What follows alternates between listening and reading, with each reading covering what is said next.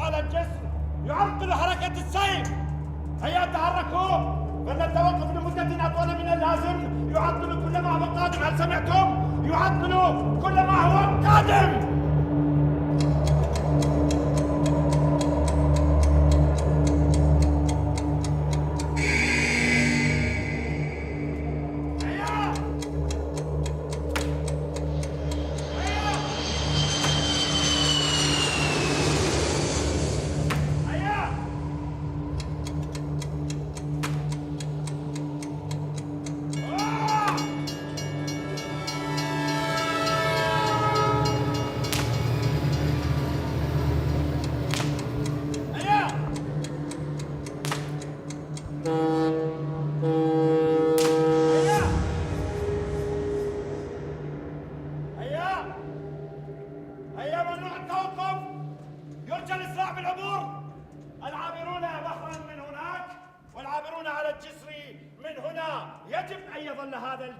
سالكا.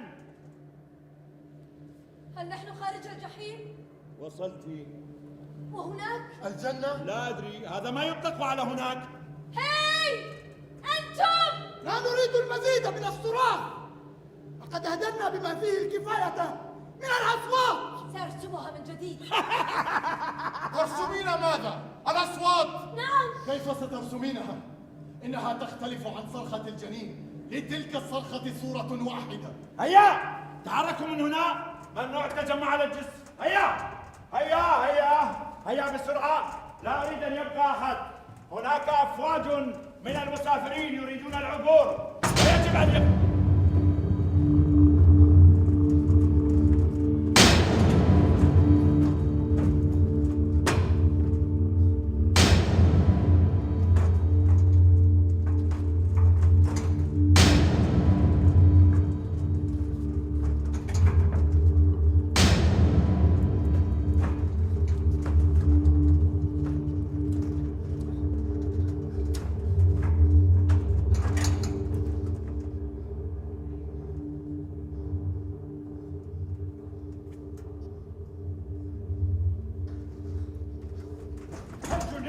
ماذا تفعل؟ أحاول.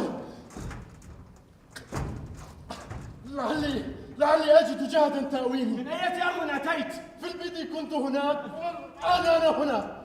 وجهتك وجهتي هناك. هناك يبدأ من هنا. ماذا تنتظر؟ هيا تقدم بسرعة. هيا.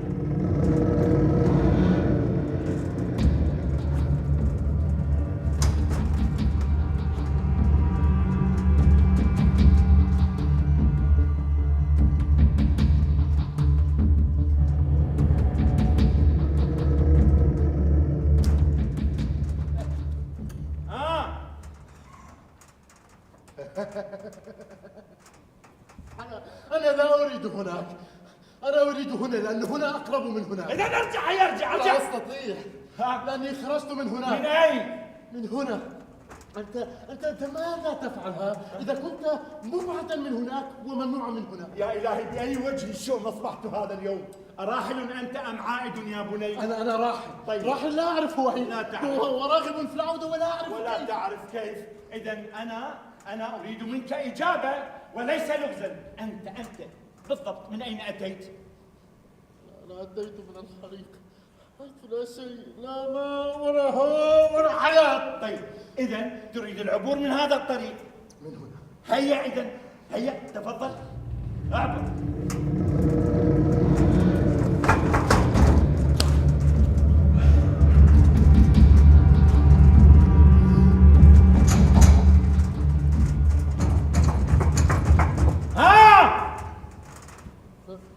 ولكن ليس هذا هو طريق عودة.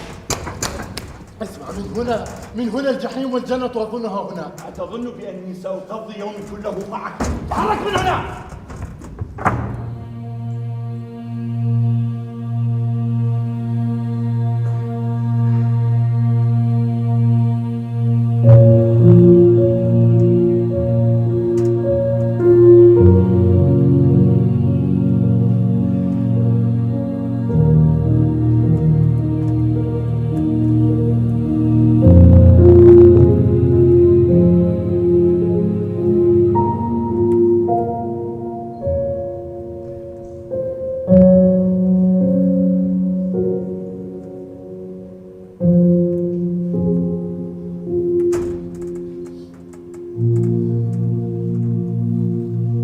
يا آنسة،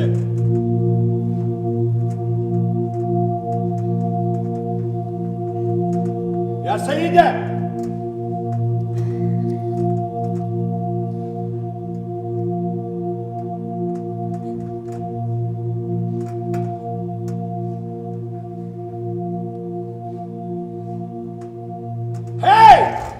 اسمعيني جيدا.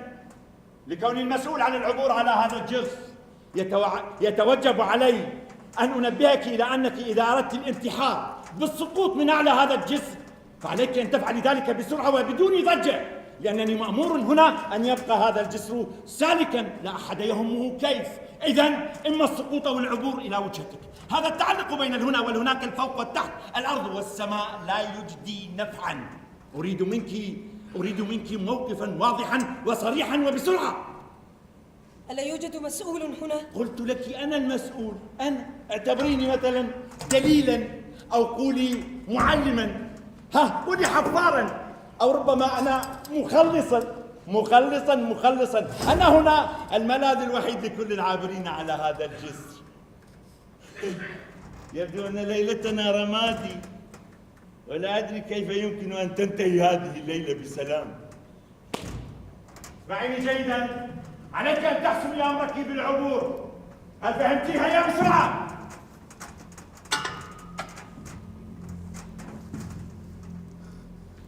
ليس من السهل السقوط من هكذا علو.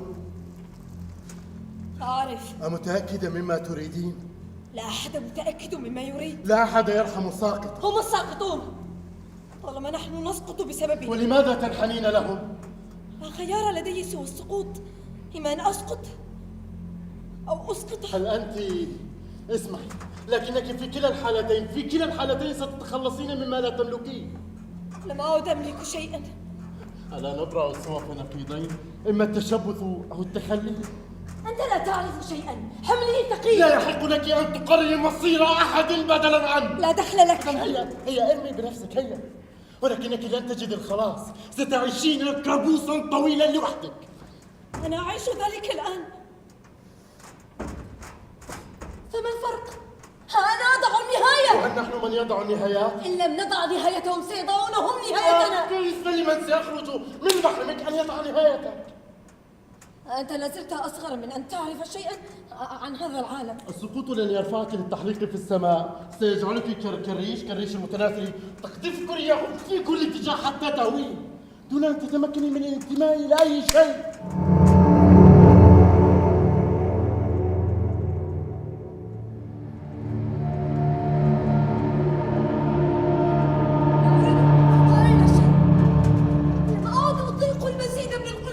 يتحقق الانعتاق في الهاوية ولا يكمن الانتماء في القيد. يا سلام، ها قد جاء البطل المنقذ المغوار ليشاهد الحسناء التي قررت الانتحار فيثنيها عن هذا القرار ويحبان بعضهما من أول نظرة ويصفق لهم الجميع. رائع رائع رائع رائع رائع رائع. والآن بعد أن انتهى هذا المشهد السينمائي السخيف والممل عليكما أن ترحلا من هنا. اسمعني جيدا، هيا احملها قبل أن ينفذ صبري. احملها إلى أين؟ إلى جهنم الحمراء. المهم أن تذهب. لن أذهب إلى مكان. أنت غادرت الجحيم، دلني على جنتي. لا مجال للتمرد هنا، لا مجال للتمرد. فأنا مسؤول هنا عن إبعاد كل ما من شأنه أن يعرقل حركة المرور، فإما أن تنزلي أو سأدفعك بيدي. انتظر، إن دفعتني سأموت. وماذا كنت ستعتقدين أنك ستفعلين حينما تسقطين هكذا كجلمود صخر هده السيل من علي؟ أنت ما زلت هنا؟ أين أذهب؟ يا إلهي ألهمني صبر أيوب، ألهمني صبر. ألم تقل لي بأنك تريد أن تعود؟ نعم. إذن لماذا أنت واقف هنا؟ لم تقل لي بالضبط أنت من أين أتيت؟ أنا أخبرتك منذ البداية. اسمع، أنا من هناك. طيب. وأبعدوني إلى هنا. إلى هنا. وهنا لم يسمحوا لي بالدخول لأنه من المفترض أنني أنا أنتمي إلى هناك. بما أنك تنتمي إلى هناك، لما تم إبعاده؟ أنت قد خطفت السؤال من طرف الثانية. اللي جاء أجبها. اسألوهم. نسأل من من؟ يريدون الإثبات. أنا كيف لي إثبات أنني أنتمي إلى هناك وأنا هنا؟ بالأوراق. وكيف تثبت الأوراق الولاء؟ قد تحرق تخيل تزين. يجب أن نعرف هويتك حتى نحدد وجهتك. صحيح. طيب هسه قل لي من أنت؟ ماذا تعني؟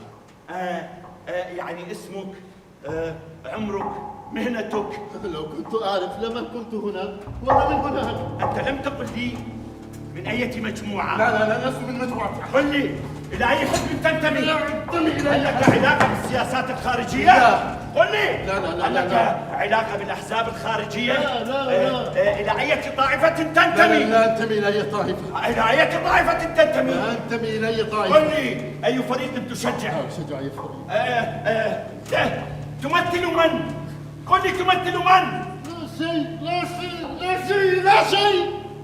أنا لا أمثل أي شيء ولا أتبع أي شيء ولا أمثل أي شيء. إذا ما أنت؟ أنا لا شيء. أنا من هناك وهم هناك وأبعدون إلى هنا. أنا أريد العودة فقط لأحضان أمي. لم لا تعود إليها؟ احتفظي بمداخلاتك لنفسك، لسنا في وسط سجن نحن. إثباتي الوحيد كان أمي وأمي رحلت. رحلت؟ ولماذا لم ترحل معها يا بني؟ اغتصبوها، حولوا جسدها شلالا من الدم لا يتوقف، ثم حرقوها. لو كان الأمر بيدي لرحلت بدلا عنها. إنا لله وإنا إليه راجعون. والآن ماذا ستفعل؟ لا شيء. جسدي هنا وروحي هناك. أنت يا رجل المرور المحترم، نعم. كيف ستجعل الجسر سالكا من هؤلاء الممزقين بين هنا وهناك؟ أنت ما شأنك أنت ها؟ والله لو أنك رميت بنفسك في البحر لأزيت لهذا العالم صنيعا لا ينسى. تعال هنا، تعال سأحل لك الموضوع. حقا؟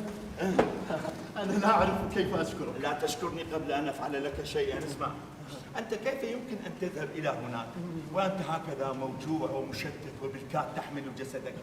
ماذا تحمل في هذه الحقيبة؟ في الحقيبة زجاجة رمل، قلم جدي، دفتر مذكراتي وسجادة صلاتي. هاتها سأشتريها منك أو سأبادرك بما يفيدك في العبور. عبور إلى أين؟ العبور إلى هناك أو هناك أو هناك. العبور برا بحرا جوا، المهم العبور نفقا.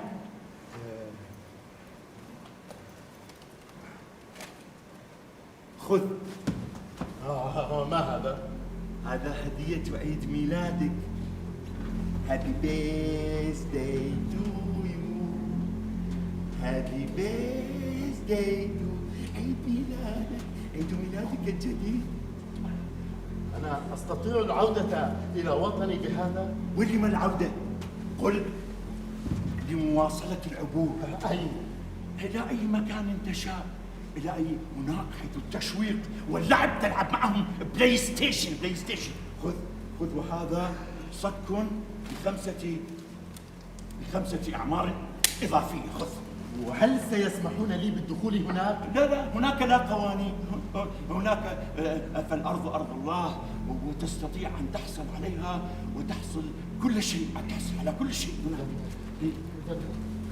هاك خذ. شكرا. هيا تحرك. إلى أين تأخذ الصبي؟ ألم أقل لك لا تتدخلي في شؤوني؟ لا تتدخل. أرجو أن لا يكون بقائك في هذا المكان حين أعود، لأننا لست بحاجة إلى المتاعب. تفضل، تقدم أمامي.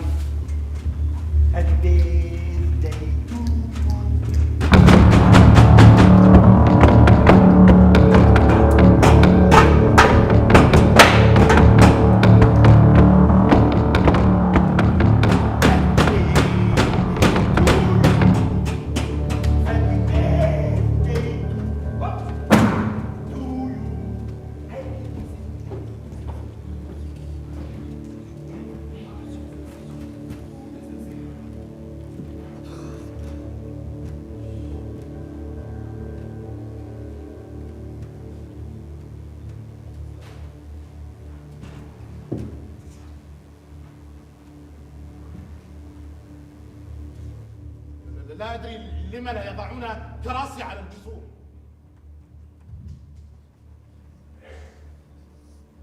ألا يعلمون أن العبور يحتاج إلى لحظة توقف مثلا؟ لحظة تأمل؟ لحظة مراجعة؟ نعم مراجعة. قضيت نصف عمري وأنا أراجع الحسابات، ورغم ذلك لم أستطع مراجعة نفسي. هذا الجسر مخصص للعبور. نعم، هذا الجسر مخصص للعبور وليس محطة. ما هذا في كل مرة أغادر فيها هذا الجسر أجدك بصحبة أحدهم. أحدهم من؟ هذا السيد الذي بجانبك، هذا الرجل المنتهي الصلاحية. من أنت؟ رجل مرور. لا تنظر إلي هكذا، هل فهمت؟ لا تنظر إلي هكذا. إذا كنت سعيدا بها فخذها وارحلها من هنا. هي أنت! لما تطلب من كل رجل تراه أن يأخذني معه ويرحل؟ امرأة أنا ولست حقيبة. المرأة ليست سوى حقيبة والثقيلة أيضا، وعلى الرجل أن يتحمل عبئها. تعرفين لماذا؟ كي تزاح، لأن المرأة بلا رجل مثل صخرة وسط الطرقات. لا أحد يحمل الأعباء أكثر من المرأة، فهي التي تحملك جنينا وهي التي تهبك الحياة. لا يهب الحياة سوى الله. لا تشركي يا امرأة. هيا عودي إلى أهلك إذا كان لك أهل. أن أكون بلا أهل أفضل من أن أكون تحت وصاية رجل مثلك. يبدو أنك أنت الصخرة التي تعترض طريق الناس. أنت أين ونحن أين؟ أنت من أية وجهة جئت؟ يعني هل تريد الذهاب إلى هناك ها أعطني يدك. هيا عبر. هيا ما شاء الله. ماذا تحمل في هذه الحقيبة؟ أنا عائد إلى بلدي. أقصد بلدي الأول. بلدك الأول، معنى هذا عندك بلد ثاني. عجيب أمر هذا الزمان، أحدهم يتأرجح للحصول على بلد ولم يجد، والثاني عنده بلدان وبطران. يبدو أنك لم تذق مرارة التشتت بين البلدان. ولم الحيرة؟ أستطيع أن ألغي ذلك الأمر برمشة عين. أنا لغيته منذ 30 عاما عندما رحلت تحت وطأة الفقر والجوع. كنت أكثر الهاربين حظا. طبعا لأنه بلدان ولم يستطيع منعك من الهروب. لم يكن هروبا، بل خلاصا أجبرت عليه. بقدر ما ننطلق هربا من كل ما يقيدنا لابد لنا من عودة. أنا لا أعرف لمن أعود. 30 عاما كانت كفيلة بأن تقطعني عن كل من أعرفه ويعرفني. كان كل همي أن أجدر شطارتي في الحسابات لتفادي أقل الخسائر. لم أعلم أن الخسارة الكبرى كانت حين ضاع مني حساب عمري. أولادي. أولادك؟ أولادي. لا.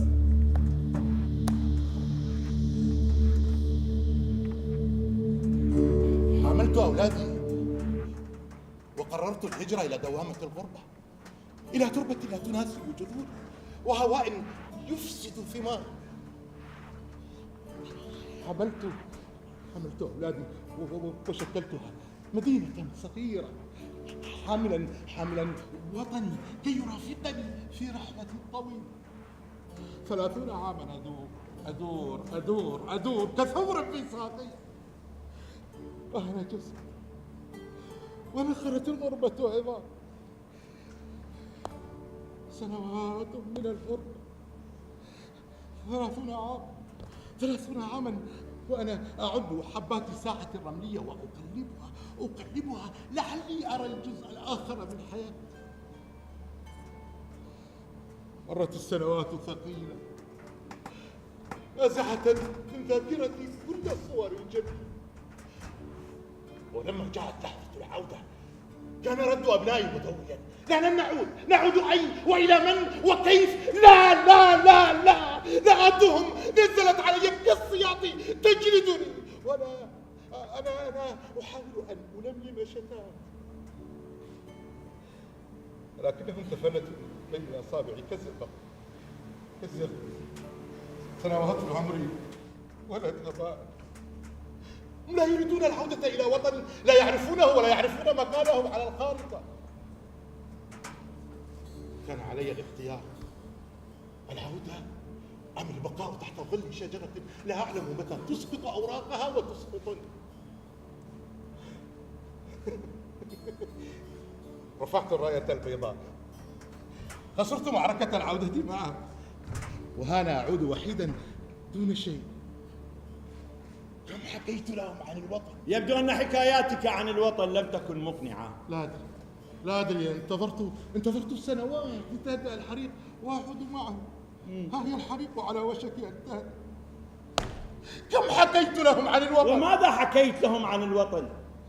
لا تقل حكيت لهم عن المقابر الجماعية والإبادات الإنسانية يا رجل، أليس كان الأفضل منك أن تحكي لهم حكايات تجذبهم للعودة إلى الوطن؟ لا أعرفها، أقصد لا أتقن صنعتها. ذاك لأن رأسك محشوب بالقنابل والحروب لو أنك حكيت لهم حكاية هكذا تجذبهم، مثل حكاية البهلول. تعرف البهلول؟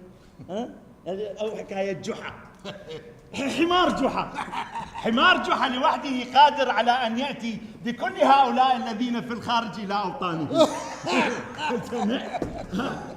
بدلا من هذه الحكايات المظلمة التي تحكيها لأولادك. يا زارعا في غير أرضك ما جنيت. العابرون على الجسر هذه الليلة يهلون علي بالحكم من كل حدب وصوب. يا زارعا في غير أرضك ما جنيت. تضحك على صوتي هات البطاقة. لا أحد في بلدي يعلم أنني سأعود.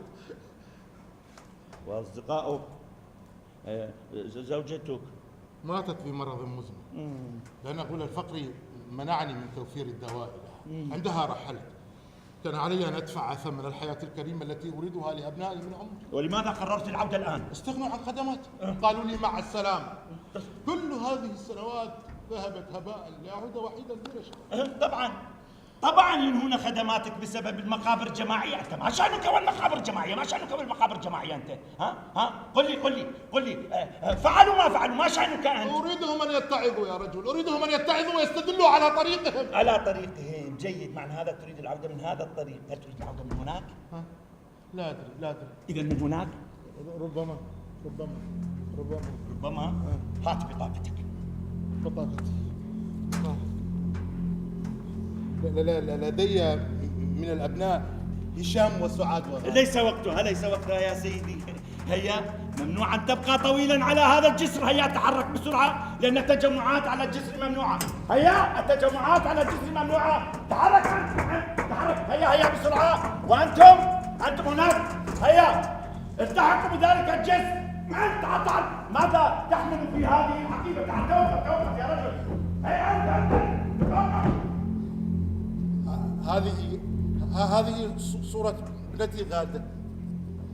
كم اشتقت إليها. عندما رحلنا كان عمرها 3 سنوات. الآن هي عروس. لا أدري كيف مر العمر بهذه السرعة.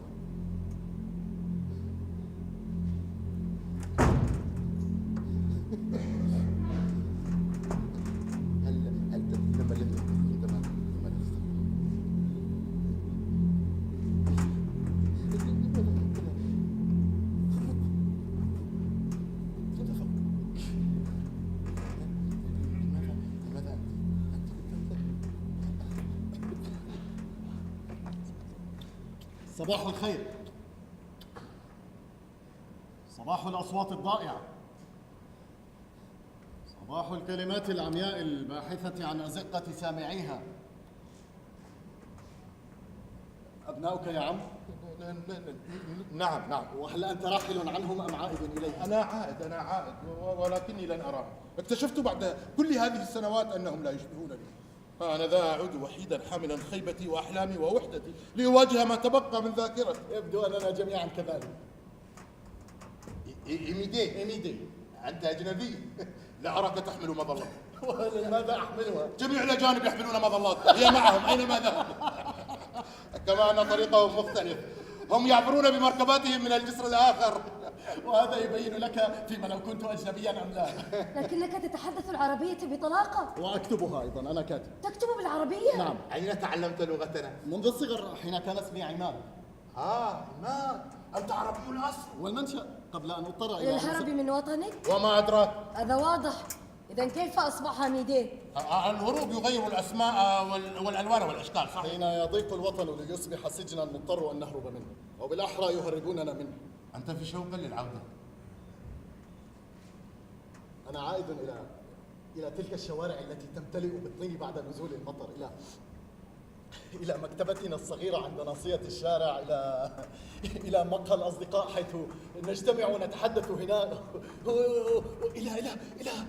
إلى رائحة الصابون البلدي التي تعبق بالبيت حين تغسل أمي، إلى أطفال حينا وهم يركلون كرة ممزقة بجوارب مهترئة، إلى تلك العينين السوداوين، تلك الابتسامة الخجلة، إلى ذلك الشعور الذي لا تعرف قيمته، إلى حين تتعرف إلى وجوه كثيرة مزيفة بمشاعر مقنعة. وما فائدة أن تعود وأنت إيميديه؟ لم أكن لأستطيع العودة إلا وأنا إيميديه. هناك من ينتظرك في العودة. يا عم، كيف له أن يكون وطني إن لم يكن به من لا يزال ينتظر عودتي؟ أنا لا أحد ينتظرني، ومع هذا فهو وطني. لا ينتظرك أحد أفضل من أن ينتظرك ما لم تحسب حسابه. لم أحسب حساب هذا اليوم. ماذا عن أبنائك؟ تركتهم، أو بالأحرى تركوني وحدي. وزوجته؟ زوجتي ماتت. تفتقدها حتما. عندما رحلت شعرت بيدي. لم ينتظرني أحد مثلها. والآن بعد فوات الأوان عرفت أني لم أحب أحدا سواه. حين يقرر الإنسان الهرب فهو مستعد لخلق كافة العذار. يهيم الرجل إلى مرسى حين يفقد ظل امرأة يحبها. يهيم على وجهه أفضل من أن يتبعها حتى تصدقه ثم تفجع به وتهرب منه. لا أحد يهرب برضاه، الهرب مدفوع بثمن الخوف. الهرب في كثير من الأحيان ليس قرارا بل إجبارا. طبعا، ومن سيقول ذلك سواك؟ من هان عليه الهرب من وطنه سيكون من السهل عليه أن يهرب من أي شيء آخر. من الواجب انظري إلى يدي، انظري جيدا، عدي أصابعي جيدا. هل عددت المقطوعة منها أم المتبقية؟ هل ترين هذا الحرق بوضوح؟ أم أنك تريدين أن تلقي نظرة على آثار التعذيب التي حفرت ظهري طوال تلك السنوات؟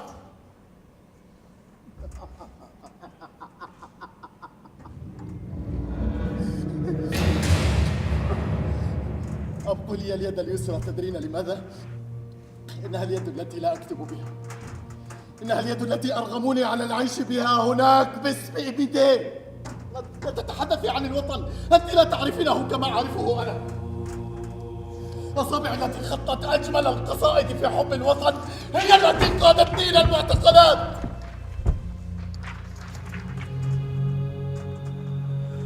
محشور مع 80 صبيا دون 20 من العمر بين مخالب نظام لا يعرف من الأصوات سوى عاش الرئيس، عاش النظام، عاش الرئيس، ولا يعرف عن الإنسان سوى أنه كائن رخيص،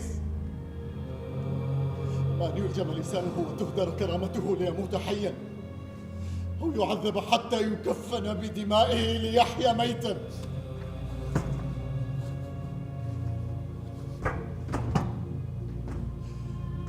ثمانون شابا لم يتمكن من الهرب منهم سوى 3، البقية ضحوا بأرواحهم كي ننجو نحن. كي تنجو بحياتك أنت؟ بل لننجو بروح الوطن التي تسكننا. الوطن ليس المؤسسات ولا الشعارات ولا الشوارع ولا البيوت، الوطن نحن. كل شيء فقدانه قابل للتعويض إلا نحن أبناؤه.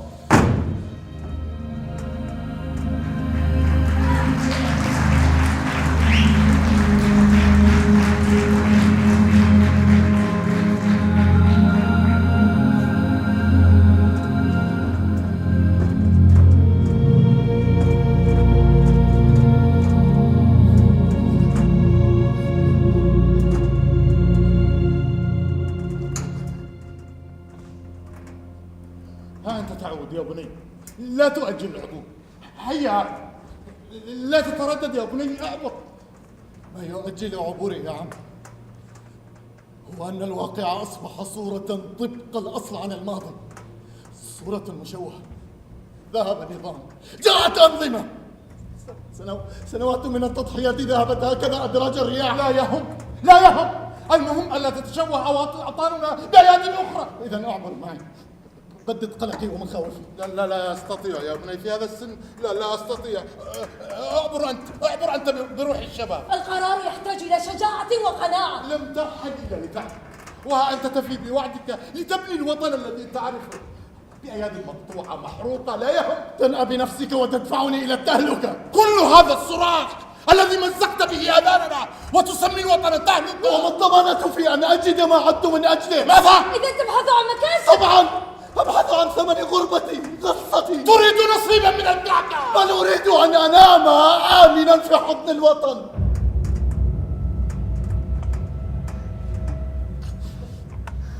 أنا لست من هنا.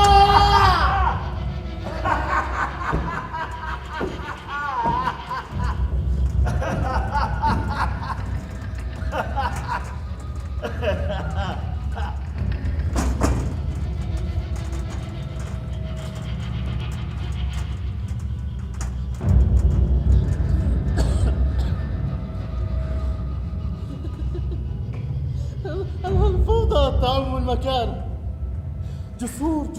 جسور من الأشلاء تطفو على أنهار من الدم. صارخ الفرح اجتاح الزمان والمكان. أنا لن ألعب هناك. وأنا ألعب. رأيت ناس حفاة عراة وأنا ألعب. هاربون، خائفون، مقتولون، ممزقون وسط الجحيم وأنا ألعب. خذ هديتك. أنا لا أريد أن ألعب هناك. أنا أريد أن أسترجع أشيائي. أنا لا أريد أن ألعب هناك. أريد أن أسترجع أشيائي. أنا لا أريد أن ألعب هناك. أريد أن أسترجع أشيائي.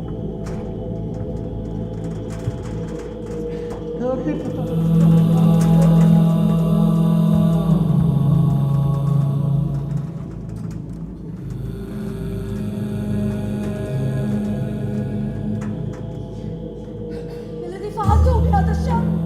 وواحد من مئات مروا من هنا كان يبحث عن وجهة تأويه فكنت له بوصل. فأضعتني، حطمتني، دمست يدي بدماء الأبرياء. أنا لا شأن لي، أنا أنفذ ما يطلب مني. كان الأكثر به أن يبقى عالقا حتى تتضح وجهته. هذا ما كان باستطاعتي فعله.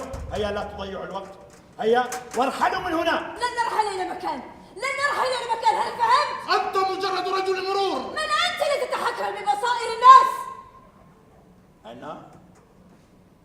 لحظة سأجيبك.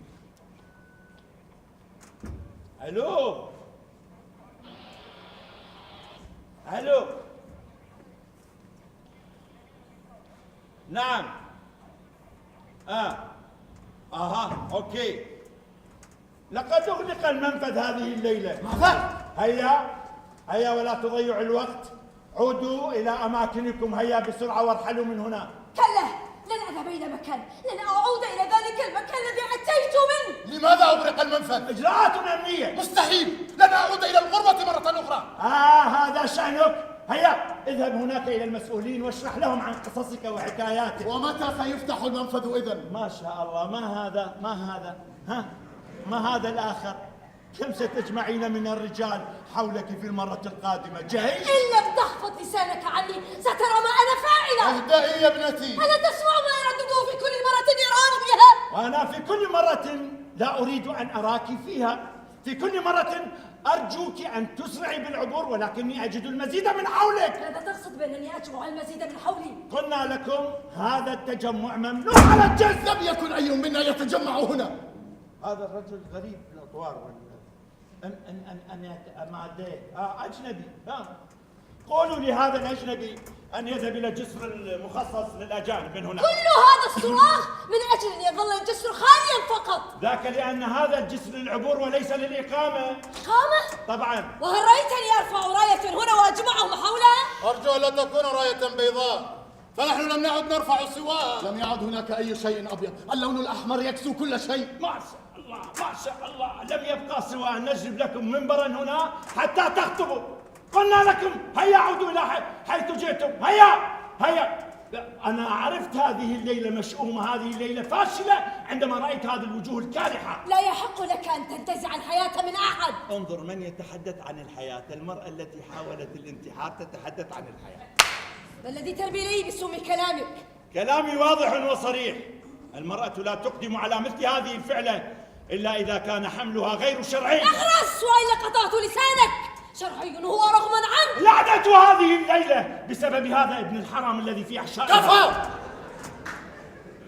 ألأنها امرأة تحاول النيل منها بالطعن في شرفها، هذا ليس من الرجولة في شيء. وما الذي قد يعرفه فاسق مثله على تشري امرأة لوثت أنوثتها بدم فاسد؟ هيا واستري خيبتك، ابحثي عن أي أرض تبتلعك. القذارة فواحة وعطر الفجور مرغوب فيه، وأنت تلبسين البراءة ثوب الدنس عندما تجمعين هؤلاء الرجال. هيا تحركي من هنا. لن يرحل أي منا، أتسمعوني؟ لن يرحل أي منا.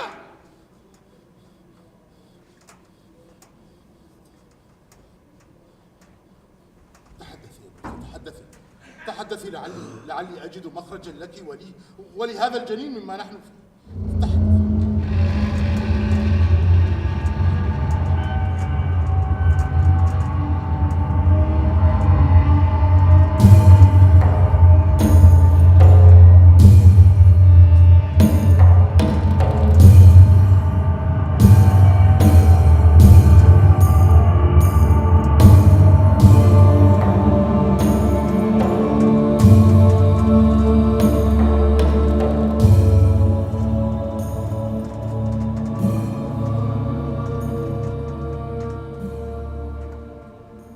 في وحدتي سمعت طرقا على نافذة الإلكترونية، وإذا بأحد يراقص عقلي. استلطفت ذكاءه. وقتها لم أحتكم لعقلي أني أعيش في أسرة فيها الرجل سلطة وقيد. نسيت الحرائق التي أغلقت أبوابنا بالخوف من القادم، ولكن تحت ضغط القيد صرت أفكر بهذا الرجل ولحقته بلا بصيرة. لم أتوقف، كانت كلماته تدغدغني عن مستقبل الأمة وأني أم أحد حامل لوائها. لم أتوقف، كان ثائرا متمردا مجددا متدينا، يريد شريكة تعينه على أن يمتطيها كجسر يعود معها بالأمجاد حاضنة لفكره المجهول. أطعته وصدقت دهاءه النقي، فكل ما يحتاجه ذاكرة مشوشة يمكن حشوها بأية قذارة. هربت وتركت عقلي، تركت عملي وأهلي مخلفة مستنقعا من العار وكراهية لا تتوقف. وعند وصولي لمملكته الموعودة فجأت بقطيع من الهمج يقودهم فارس مملكتي، رايات سوداء هنا وهنا وفي كل مكان، رايات سوداء تحت ظلالها نهب وقتل واغتصاب. كنت فريسة غبية. فجأة أفقت من غيبوبتي لعلي أنتشل جسدي من وحل العار والخسارات. لم يبق في ذاكرتي سوى كذبة أوهمتهم بها وهربت. وأنا أعود أحمل في أحشائي بذرة من ضلالة كأنها قنبلة تاركة خلفي جبالا من الخيبات وأمامي بحارا من الويلات. كيف أعود وجنينه كالغشة التي تقف في الحلق، لا هي تمر بسلام ولا أنا القادرة على إخراجها. مصطفى!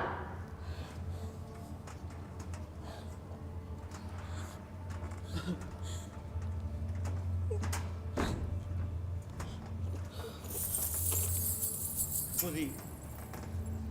ما أدري. امسحي دموعك بها. ابتعد عني. إنه يتحرك، إنه حي.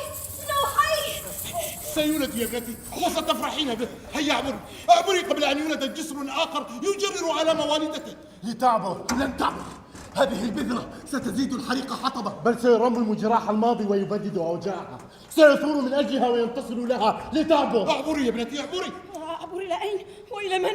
ومن سينتظرني؟ من سيغفر خطيئتي؟ الجميع. أبوك الوطن. لا، لن يستقبلها أحد. هي وكل من انضم إلى جهة مشعلي الحرائق يجب التخلص منهم قبل أن يولد جيش جديد من الهمج. يا بني، الأطفال يولدون بسرائر بيضاء. نعم، لا ذنب لهم فيما حدث وما سيحدث. ستلاحقني الأعين وترجمني الألسن، جنيني وقتها لن يدوم طويلا ليستنشق هواء الوطن. من منا بلا خطيئة يا بنيتي؟ من منا بلا خطيئة؟ صفي قلبه، حددي قبلته، سيكون أول العابرين. هيا يا بنتي. تهون علي الأمر أم تتناسى المأزق الذي تمر به؟ هل سمعتم بحكاية القرد والغزالة؟ قيل أن قرد التقى غزالة محبطة فقال لها يا غزالة تعالي كي يستر عليك، فقالت له استر على امزح دعاء.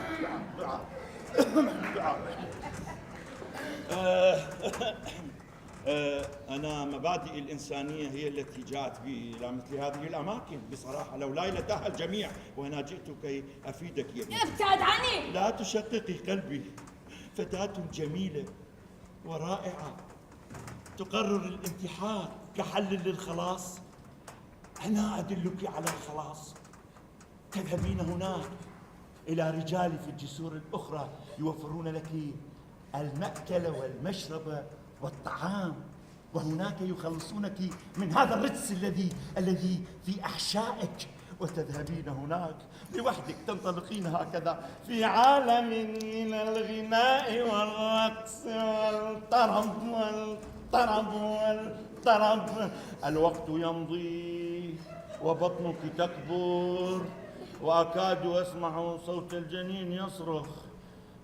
سيهدر مصدر الحليب الذي هم بحاجة إليه رجالي. ابتعد. أنا جئتك كي أبحث لك عن منافذ للعبور وليس منفذا واحدا يا ابنتي. اصمت يا ابني. لأنك محتاجة، والمحتاج مسكين. أيها النبل،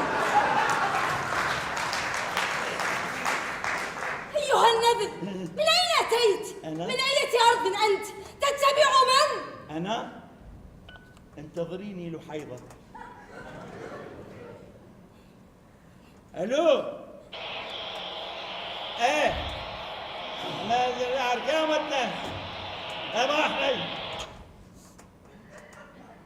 لقد أغلقوا المنفذ الأخير، أغلقوه لأن هناك الكثير من الأفواج في هذه الجسور تنتظر العبور، وربما سيأتون ويحطون على رؤوسكم، وبعدها كل يحمد. ما هذا؟ جئت كي تلعب معي، ها؟ تلعب معي يا ابن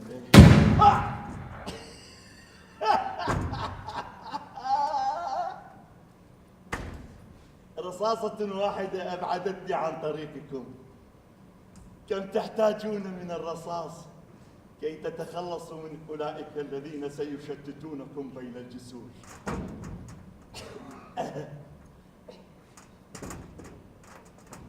باي باي.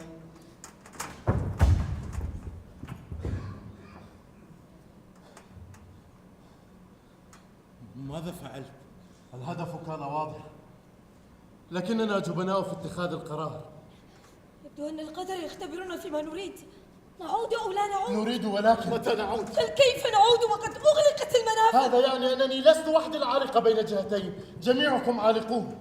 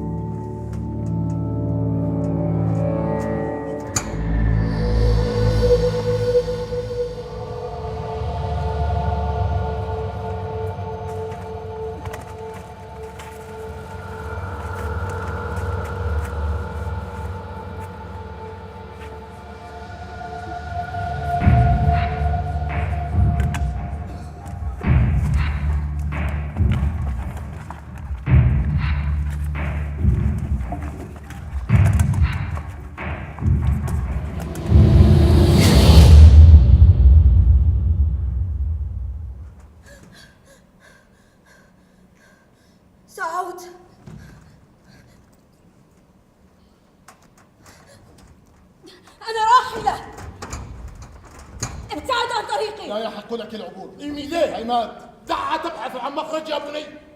قلت لا يحق لها العبور. وبأي ذنب تجد حلمها بالعودة؟ اصمت، فذنبك لا يطهره حتى هذا الماء الجاري. لو كانت ابنتي لغفرت لها. المهاجر الذي أهدر أبناءه بحساباته الخاطئة يوزع صكوك الغفران. الجوع سيف لن تقوى على أن تراه في رقاب أبنائك. هؤلاء الذين أعطيتهم أنت ليسوا أبنائك فقط، إنهم الثروة القادمة. كفانا نزيفا يا بني، لنرحل من هنا. لن يغادر هذا الجسر إلا من يستحق عبوره، ولا يستحق العبور إلا من قدم روحه قربانا. ومن أنت لتصطفي وتختار من يستحق؟ روحي المبتورة هي التي أوقدت شرارة البدء لنبدأ من جديد. أي جديد؟ المحرقة مستمرة، أشعلتموها وتركتموها. الأرض الموبوءة تحرق لتزرع من جديد. كاتب ثائر عائد لفشل فيما بدأ يعدنا بالجديد. ابتعد عني، فأنت من هناك ولست من هنا. هناك لا يلغي حقيقة كوني هنا، وهنا لا يختلف كثيرا عن هناك. ويدك الملطخة بدماء الأبرياء، ما حدث لا ينسى هكذا بسرعة. خدعت، جررت، ضيبت، سلبت فنهبت، اغتصبت فقتلت، ففسقت. الخائنة لقوانين والدها والعائدة بثمرة جهادها تكل الاتهامات هكذا. كفى كفى، اصمتوا، كلكم تجرعتم من نفس الكأس. وكأسك لم تكن فارغة يا أبي.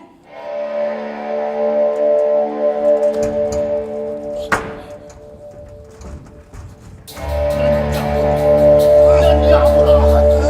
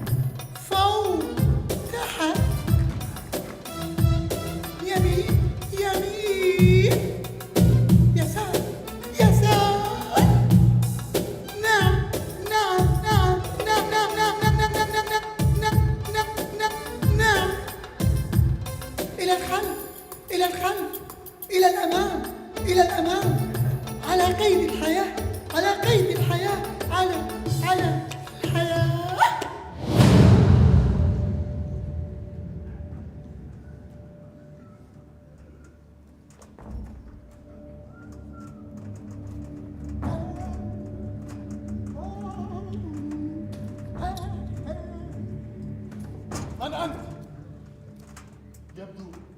يبدو أنك رجل مهم يا سيدي. يس، بزنس مان. كيف استطعت أن تعبر كل هذه الضفاف دون بوصل؟ حقيبتي بوصلتي، فأنا في رحلات دائمة على الجسور. رجال الأعمال المهمين بدونهم لا تتم الصفقات. كيف؟ وقد أغلقت المنافذ. Don't worry. Easy come, easy go. أنا المخارج والمنافذ لا تهمني. هل تستطيع أن تأخذني معك؟ الرجال المهمون أمثالك يعبرون من أي منفذ دون تفتيش أو تدقيق. Of course. Oh, dirty. Oh. إميدي، إنه عربي. عربي المنشأ، أجنبي المرأة. أوه أحب هذه الخلطة يا ريني. إيميدي أمزح. يبدو أنك صياد صفقات ماهر. أوه ذكرتني بالصيد يا سيبويه. إيميدي فأنا في رحلات دائمة. نعم أنا أحب الصيد كثيرا في فصل الربيع. أصحاب السردين تغريني تحت الماء وفوق الماء. وهل في هذا المكان ما أغراك من سردين؟ ها حبيبي، سردين. نعم سردين. أنا جئت لأتأكد بنفسي من أن المجرى ما زال سالكا. تدفق السردين يزيدني نشوة وشقاوة. ماذا تقصد؟ هذا الكلام لا يعنيك. ألا تفهمين؟ أنا قلت سردين وليس سردينا. أنت تتلاعب بنا. أنا لا أتلاعب بكم، أنا أريد أن أوجد لكم حلاً. والمقابل؟ كما يسمى في عالم الإعلام opportunity cost. opportunity cost. ماذا يقول؟ يعني تكلفة الفرصة البديلة. Yes, you are right. Give me 5. يا رجل. Fat man, you have promotion. Give me 10. وماذا يعني هذا؟ يعني كي تحصل على شيء لابد أن تضحي بشيء آخر. Yes, exactly. الحياة فرص. أنا أريد أن أوفر لكم قوارب نزهة تنقلكم إلى وجهاتكم. أنت صياد أم مهرب؟ أنا هنا لإنقاذكم جميعا. اتركوه، صيد السردين هذا جاء ليتسلى بنا. ماي جاد، حتى أنت يا بيلي. دعم هو المرحل. هيا لنرحل. نرحل إلى أين؟ إلى هناك. حقل ألغام. إذا نجحت في عبوره سالما قد تجد بعده حلمك الضائع. وهناك مرتزقة من؟ لا أحد. هي مهنة امتهنوها من أجل المال. وماذا بعدها؟ سراب. كيف لك أن تعرف أسرار هذه الدروب؟ من أسرار وبقايا العالقين والقادرين. تتاجر بأحلام المنكوبين. أنا لا شأن لي بأحلامكم بل بمخلفاتكم. أنتم لا تدركون كم هي مربحة للمراهنة عليها. لاعب نرد قذر ومخادع. بل أوضح إنسان على هذه الأرض. وتسمي هذه أرضا؟ أجل، ما دام هذا الجسر يستند عليها بين ضفتين. نعم، وإذا سقط هذا الجسر ستتوقف مصالح الجميع ولن تجدوا منفذا آخر للعبور. أنا لا أريد أن أزن من جديد. أنا صعب إليك. الوجهات لم تعد كما كانت. إذا كيف نعود؟ عبر هذا الجسر. كيف؟ ستواجهك جسور بعضها متهالك وبعضها قيد الإنشاء، ثم ستعود بك الدروب مجددا إلى هنا. فالأرض كروية، الجسور كلها ملكي أنا.